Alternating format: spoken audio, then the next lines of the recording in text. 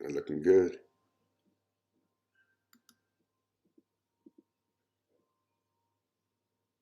Hello, everyone. It's good to be with you again. Welcome to this edition of Life with Breath for Pain Management. As you know, my name's Harrold. I hope this greeting comes to you with an open heart, relaxed mind, life filled with virtue. Tonight, what I'd like to do, when you're speaking about pain and pain management, it's such a huge issue in today's world. Everyone is in pain on the planet to some degree. Learning how to shift, learning how to know that pain can be a one-time event. There doesn't have to be suffering. Knowing the role of breath, physically, mentally, emotionally, spiritually, in regard to activating the healing mechanisms of the body, the rewiring capabilities of the brain, and having your heart in the center of your mind when there is resistance, whether it be physically, mentally, emotionally, spiritually, to that calm, that sense of self, that sense that everything is okay until I say it's okay. There's just so many forms of pain. So tonight, let's just begin with just acknowledging where we are in our life. Let our eyes close and just begin to connect ourselves to the breath by slowing it down, starting with your inhale, bringing it down to the pace of a tortoise, breathing optimally, diaphragmatically through the nostrils, always allowing the abdomen to swell first before allowing the rib cage to expand and lift at the completion of the inhale. And as you begin to slow the inhale, see the position of the tongue, allowing it to rest on the upper palate. Separate your teeth a fraction of an inch and see if this helps create space in the mind and relaxation in the facial features. And as you begin to exhale slower, see if you can relax the muscles around your eyes, your cheekbones, and allow your mental focus to be on the process of taking in a new breath, revitalizing, rebooting the mind-body connection, and then detoxifying ourselves, letting go of what has become dense or arthritic on the exhale, letting go of all toxicity.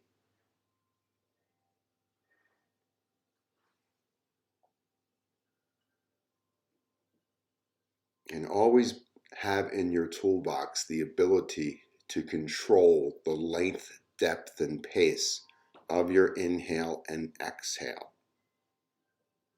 When you have this in your mental toolbox, you will have the ability to communicate and interact with pain and neutralize it. Have new awarenesses around old habits and behaviors.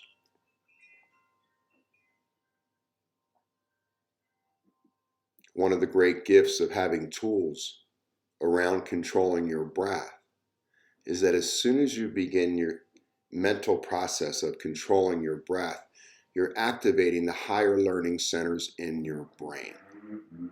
So learning how to interact and communicate with pain might be the first line of defense in shifting something painful to something that's neutral.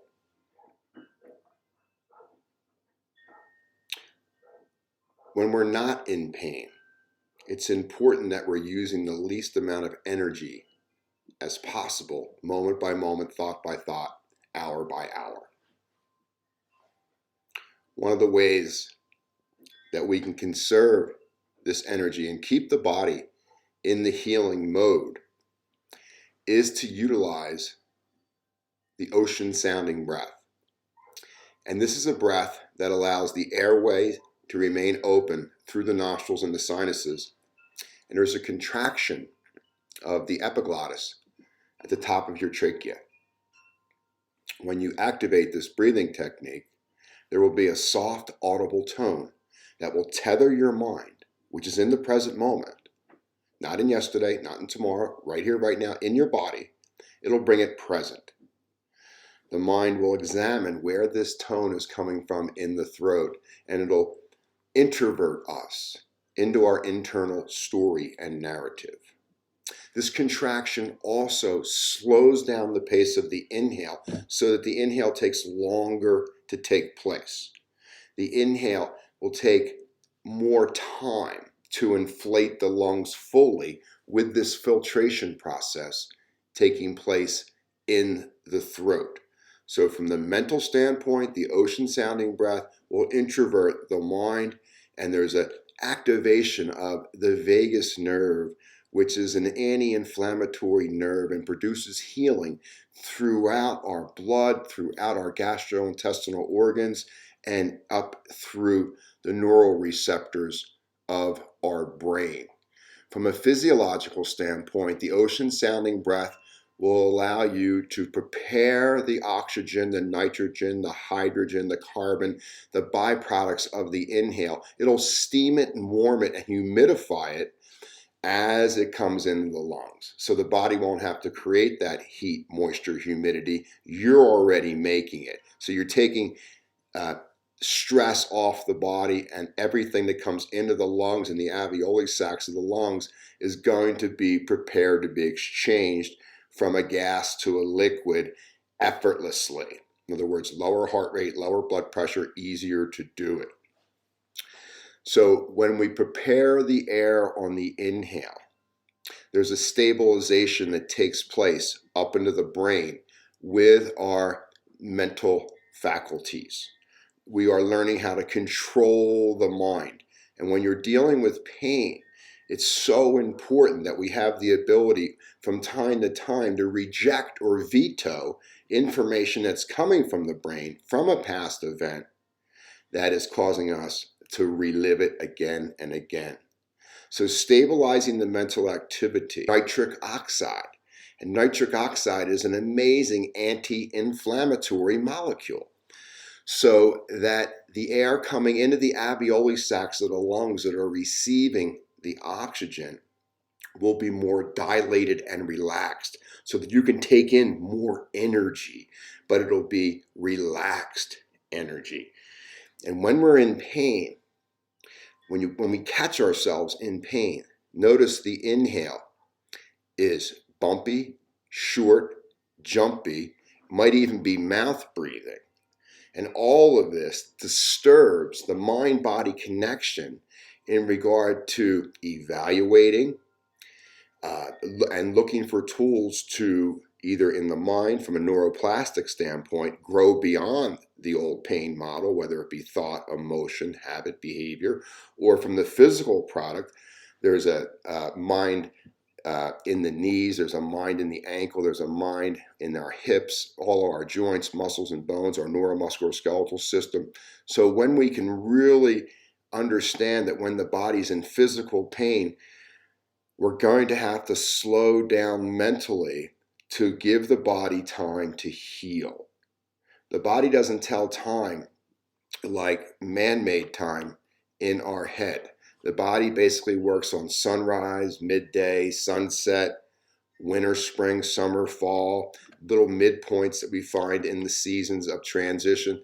The body tells time differently than the head. And when folks are in physical pain from either a short-term impact injury or something chronic that's been ongoing or coming out of a surgery, one of the main things that we have to surrender to help the body heal faster is our ability to slow down the inhale and give the body what it needs to begin the healing process. You know, there's a little spiritual kind of lesson that we can all drop into when the body's in pain. You can't outrun it. It's going to take patience depending on what type of joint or muscle or tendon or ligament or piece of cartilage it may be.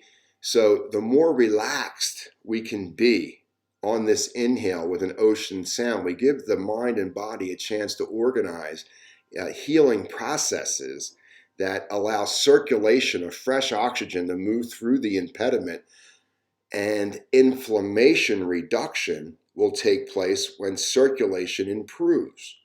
So getting the air through the nostrils on the inhale, optimal diaphragmatic breathing when you're working with me is going to involve the ocean sounding breath on the inhale. And if you don't know how to do it, you can go on to my YouTube channel. There's a free video on at www.edharrold.com, and you can figure out how to practice this ocean sounding breath. And this will really help you strengthen your mind-body connection and get more out of less. What does that mean? It means there'll be more quality in your life even when you're in pain. You'll see through the illusion that there's something wrong or someone to blame or something to feel ashamed about. The bottom line is in these earth lives, there's going to be times where we're going to get nicked up physically, mentally, emotionally, spiritually. It's all part of our growth. No one really knows why it happens, but we are all goal-driven individuals. And sometimes the time frames that we give ourselves to manifest our intentions and our goals don't match. Everybody I work with is doing thousands of times better than they give themselves credit for. Somewhere along the line, it became fashionable to social model the fact that being in pain or being a victim or any of these lower forms of negativity was fashionable. You could get more friends. You would draw people to you. The bottom line is your brain didn't know the difference. Your brain, think about your brain. When you're born, your brain is a completely blank tape machine. And then it begins to go through events in the mind, in the body, in your life, and it keeps track. It's like a tape machine. It keeps track of these records of events in your cerebellum in the hindbrain. And the brain basically is going to repeat what happens earlier in our life in regard to our perception of what the world is like and how you perceive the world perceives you. And the bottom line is we use a focused breath, and then we use the focused breath with a focused mind. And we can use our mind to override or veto a message that has come from the brain of who we used to be years ago, and replace that message from the brain with a new sense of self, a new awareness around an old memory. And the brain will reshape itself to do this. So bringing your mind into focused attention is huge. Evaluating the brain's messages to the best of your ability, then the best of your ability, let's just simplify this. When we're working with your brain and your mind, there's three things you can do with your brain when it sends a message to your mind. You can agree, you can disagree, or you can say, I don't know. But the bottom line is you're more aware today of pain, of pleasure, than you were yesterday. All of us are evolving. So when you take this focused mind and you add a focused breath, just the two breaths we just spoke of, optimal diaphragmatic breathing involves relaxing the features of your face, allowing blood flow through the face, allowing the tongue to rest on the upper palate. This signals a relaxation response to the lower part of the brain, which is in charge with fight or flight, respiration, heart rate, blood pressure, body temperature, excretions of the belly. So we satisfy what the lower brain needs. Now, as you begin to slow the breath down with this ocean sound in your throat, you're stabilizing the mind-body connection, and you put the mind in an open channel. And when the mind is in this open channel, you have the ability to say yes, no, or I don't know to any message from the brain to the best of your ability. The idea is to remain open. Pain can be a great teacher if we can communicate with it, transform it, and then move it into a positive when it comes to our mind. Now, the more that we've thought something prior to this moment, the more dense it will be in the neurons of the brain. And there's a phrase that neuroscientists use, Hebe's law. It's an amazing phrase. You see it a lot today out there, that neurons that wire together fire together. And so the brain has these neurons that fire together when information comes from the brain up to your mind, and it repeats itself over and over again, even though what's coming to your mind might have no relevance to what you're trying to achieve in the present moment. Just the old tape machine of the brain is playing the same old programming. So learning how to focus your breath, and that's going to be slowing it down with the ocean sound, using a focused mind, and then interacting with the brain, seeing if you can shift that pain, that old emotion, that old competitiveness, that old separation from others, the old cognitive thoughts that simply label or judge again and again and again everyone else. We have to learn to use this to become more responsible for our life.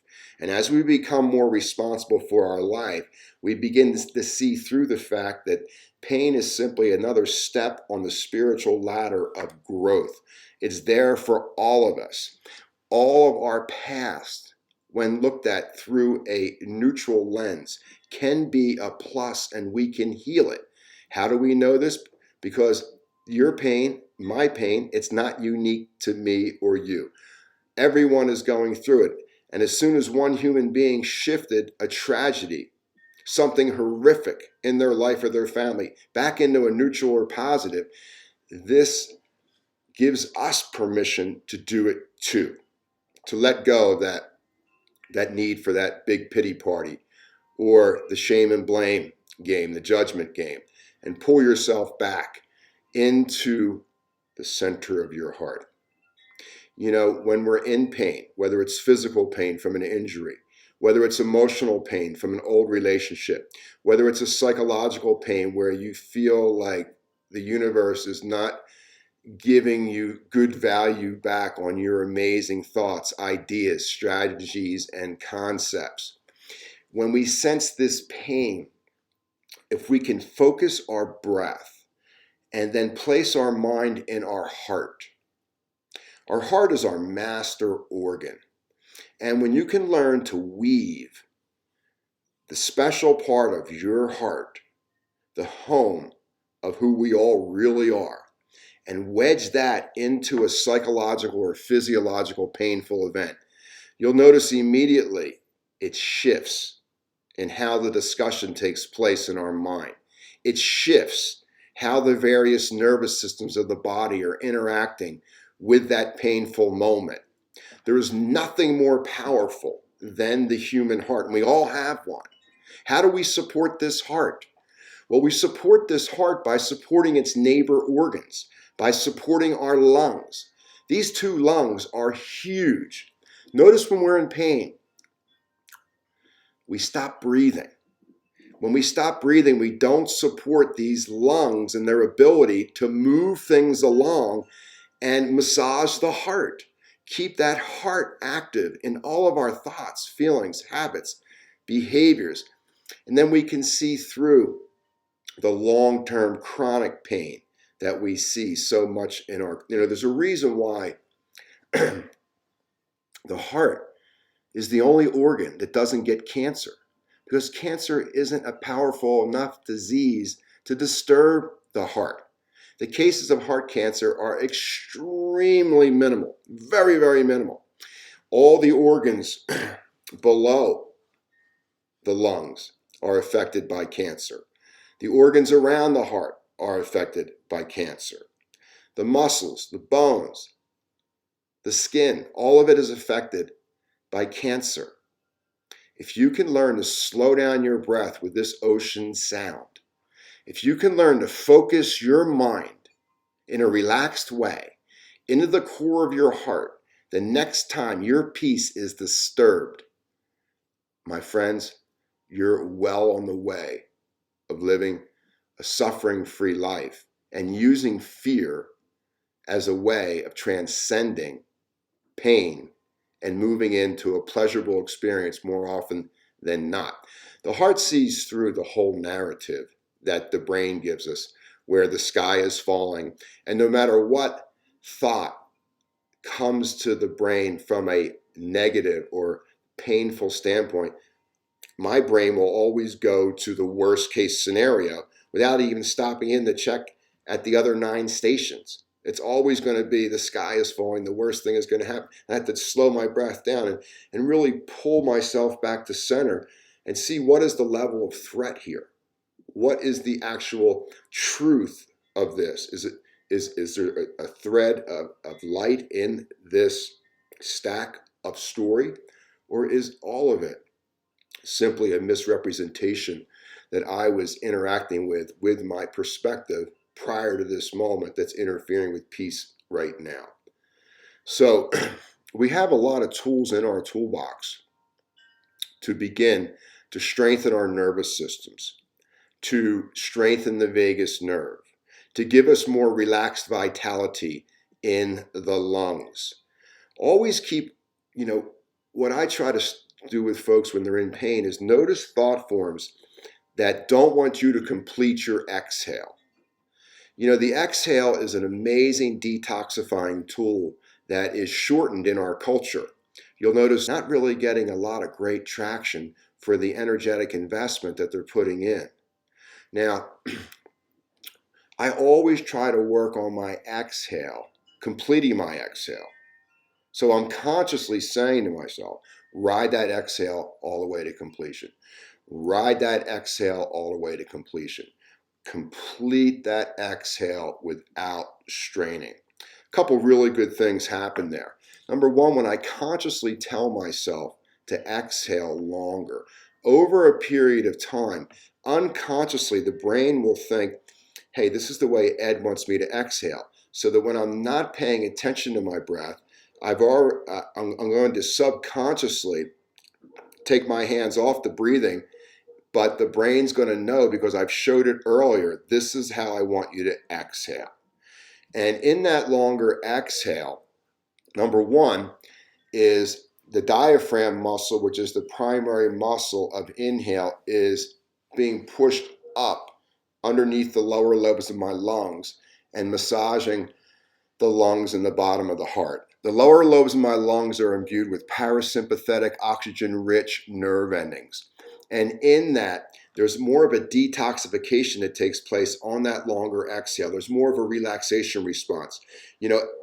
Optimal exhale is going to indicate a fat burning mode or inflammation reduction mode. So the major fat loss or inflammation reduction we have is through the lungs on the exhale with the mouth closed. So when you think about emotional molecules in our past, it's stored in our fat cells. So just by lengthening your exhale 5 or 10, 15% longer without straining with an ocean sound, you're putting your body in a fat burning mode, not a fat storing mode. This makes you a transformation machine. You're constantly becoming more aware of the periphery of your mind rather than what's on the main stage all the time. You're finding more tools to deal with your life at this point. You're finding more ways to heal and go beyond the old stressors. So staying on that exhale longer than the inhale, riding that exhale to completion, getting that a massage on the lower lobes of the lungs, triggering a parasympathetic response of serotonin, dopamine, things that make us feel good about ourselves. And this is just the foundational building block of a very simple tool to allow ourselves to detox ourselves of painful past moments that have no bearing on who you are now. Also, when you stay on this exhale longer, the brain begins to see that inside the carbon dioxide of the exhale, there's one oxygen molecule. As you can see, usually oxygen and carbon dioxide are kind of two ships in the night passing at sea. You know, the oxygen's coming in on the inhale and the carbon dioxide's going out on the exhale. When we're exhaling slowly, completely through the lungs, the brain begins to see that inside the carbon dioxide there's one oxygen molecule. It starts to extract that on the exhale. It holds it for a moment until the next inhale. The next inhale has two oxygen molecules. In that, you're going to have a third more energy combining those two forces on the next inhale to give you more vitality, more relaxation, more flowing thoughts and flowing digestion with lower blood pressure. It's more about quality now. So you're becoming more of a cardiovascular machine by supporting your cardiovascular system by staying on the exhale longer. Another great tool to transcend pain is slight breath retentions. So if you look at how you're breathing right now, you'll notice there's a gap after your inhale is complete and your exhale begins. And there's another gap at the base of your exhale before you inhale again. And this happens organically and naturally all the time based on a couple different things. Number one, what is your mind on? Is your mind open or closed? Is it fight or flight or rest digest? Is it pleasure? Is it pain? So where there's negativity, there's going to be very little space between the inhale and exhale and inhale. And the EKG is going to be going up and down very, very quick, and the heart's going to be beating away. Your blood pressure is going to be up. So when we can begin to grow that gap between inhale and exhale and inhale with great skill, in other words, you can hold the breath in for a second or two. You can hold the breath out for a second or two. Just try that right now. Go through a few techniques of just that ocean sounding breath in your throat. Relax the features of your face and breathe as slowly as you can through your nose.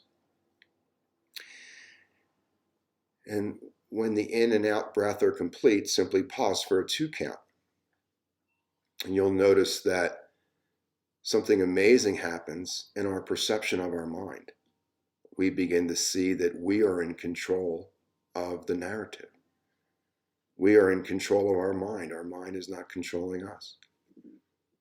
We are controlling the mind. We are choosing our life. We are responsible for our life. We are amazing beings that simply need to connect with our breath, strengthen our mind-body connection, strengthen the boundaries we have with all of our external objects and subjects, and have the power to veto messages that come to the mind that you know simply aren't true. Pain management. If it's a physical injury, know that your life is going to slow down for a few months. It's not the end of the world. And in fact, the more you can embrace this recovery period without stress or anxiety or inferiority complexes, the better you will bounce back. So when we're in that injury model in the body, it's really important to maybe try meditation for a while. Maybe try taking short naps, yoga nidras. Maybe it's time to practice some therapeutic slow motion yoga, stretching open the fascia of the body, stretching open our joints, stretching our story where it might have become dense or tight, trying on different strategies that are preparing us for the future in the present, even though we're not as mobile as we're accustomed to. Yeah, there's many lessons in slowing down. And the more we perceive and interact with our stress in a negative way, the more we don't want to slow down. It's like we're running away from our life. We're running away from our story rather than simply turning back to that small intruder in your mind and saying, what do you want from me? I'm doing the best I can. If you're not here to help, I have tools in my toolbox to let you go. And you're going to have to find someone else to live in because you can't stay in here with me because every time I activate you, you bring pain to my life. You bring pain to my heart. You bring pain to my mind. So slowing this breath down, ocean sounding breath, having a little pause after the inhale or exhale, staying on the exhale in the morning, really setting in motion fat burning metabolism as your energy as you go through the day, really supports us psychologically and emotionally as we move through the challenges of the day so that we remain more stable. We don't burn glucose or sugar unless we're in a threatening situation. We try to keep our heart rate as low as possible during the day so that we have smooth rhythms moving into the night, ultradian, circadian rhythms, so we can get a wonderful night's sleep.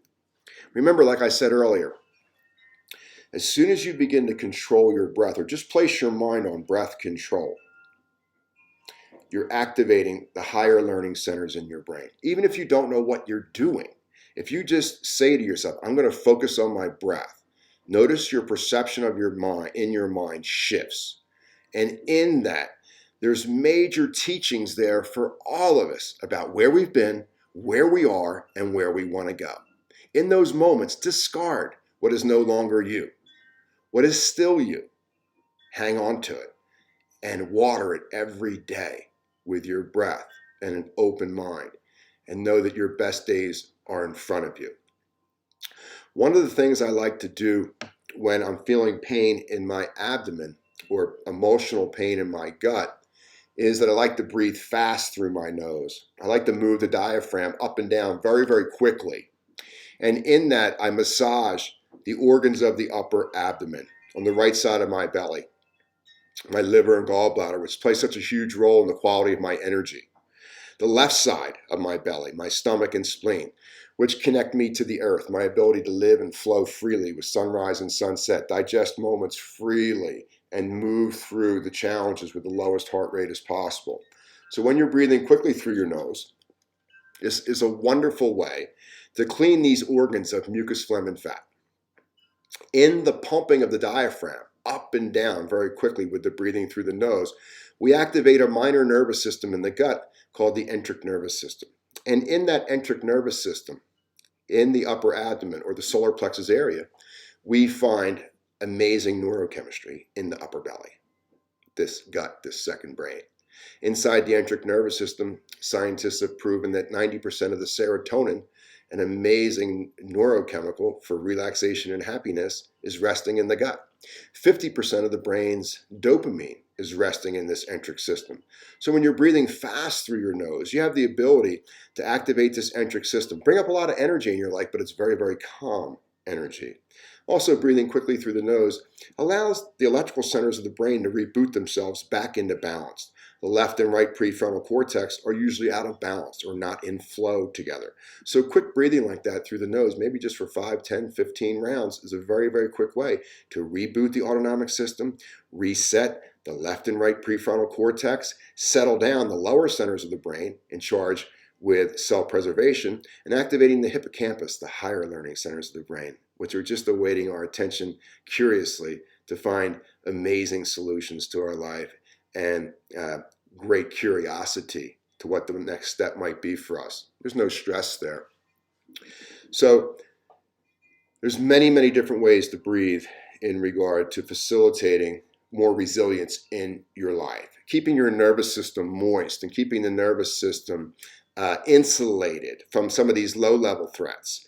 And then having the ability to shift gears when you need to, psychologically or physiologically, when pain is there. The key is preparation.